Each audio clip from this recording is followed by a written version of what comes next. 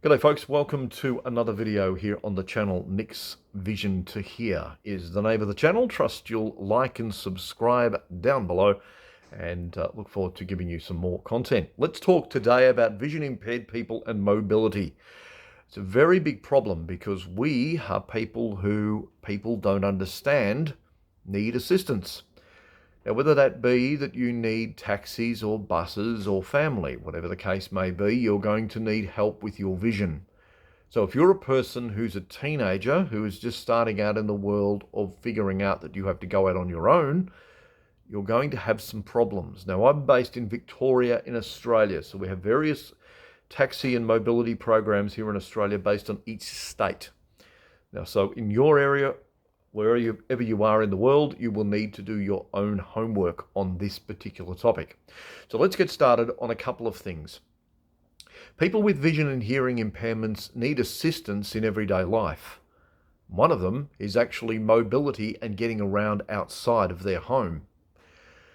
Many of us use friends and family, but there are times where we may need to use assistance via public transport of some way, shape or form. Now, in many states, territories and cities, there are train networks, there are taxi networks, there are bus networks. The problem with bus and train networks is they can be very overcrowded and can be a little bit overwhelming for a person who's first starting out, particularly with a disability, trying to navigate their way in life as even a teenager. Now, I started my teens back in the 90s, so I sort of started to need to move around at that point. I left home at the age of 17. I was actually working in a radio station halfway across the country.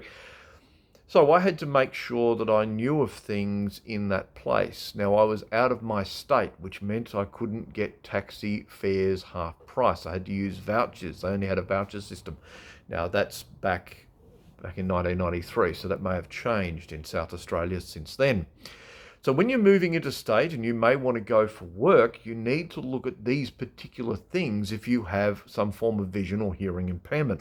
You're going to need to know where the public transport system is. And if you live in a little bit out of town, you're going to need to know how to get into town to go to work if you're moving interstate. So let's look locally.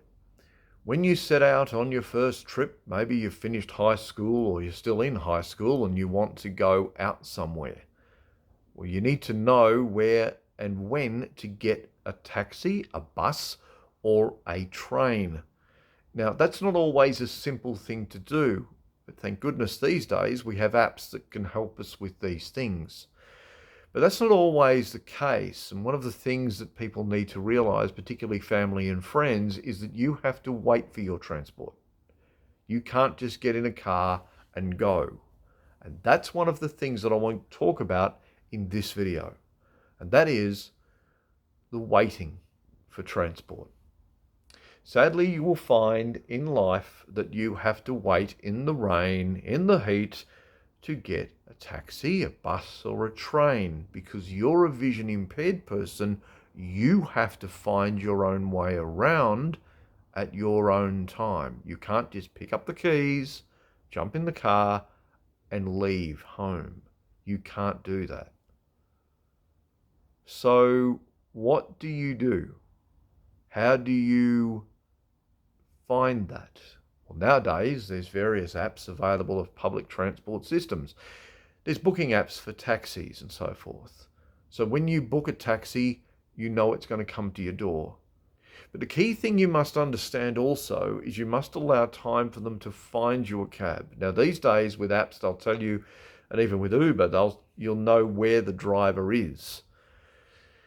But when you book a taxi, you need to make sure that you need to plan time to get to your destination. It's not like when you get in mum and dad's car or your cousin's car or your brother or sister's car and go straight there. You actually have to know that that person's got to get to you first. That can take time. So if you request a taxi at 9:30 in the morning, it may not get there till 9:45. So you need to be very aware that if you have a booking for an appointment at 9:30, you need to know your travel times. So here's an idea for you. Practice and enjoy. That's a line that I learnt from a DJ friend of mine. See, if you practice what you do, you will enjoy it. So let's talk about that when you bring this into the space of transport for a vision or hearing impaired person. What you should do is practice by going to relatives' houses. Get a taxi, get a bus, get a train, whatever city you live in, whatever infrastructure is available. Practice doing that and learn by doing that first off, because you can contact them ahead of time and tell them you're coming. So you can then get used to the idea of how long it takes for a taxi to get to your house, how long it takes for you to walk to the bus stop, how long it takes you to walk to the train station. All of this has to be factored in. You're a person that, again, can't pick up the keys and get in your car. You've got to get there in a way that's different to that of your family that drive a vehicle. And that's really important. You need to understand that your life is different to theirs. So you've got to sacrifice a few things. Now, many people with disabilities have issues with time management. That's really hard, and I understand that. So you need to plan. Know where you're going and know where you're going to get and how you're going to get there, rather. So plan ahead. That's today's tip on transport. Hope you enjoy it. Keep watching the channel, Nick's Vision to Hear. The reason I've called the channel that is I'm vision and hearing impaired. That's why I called the channel Nick's Vision to Hear. So drop by, like and subscribe, and we'll catch you next time on the channel. Thank you very much.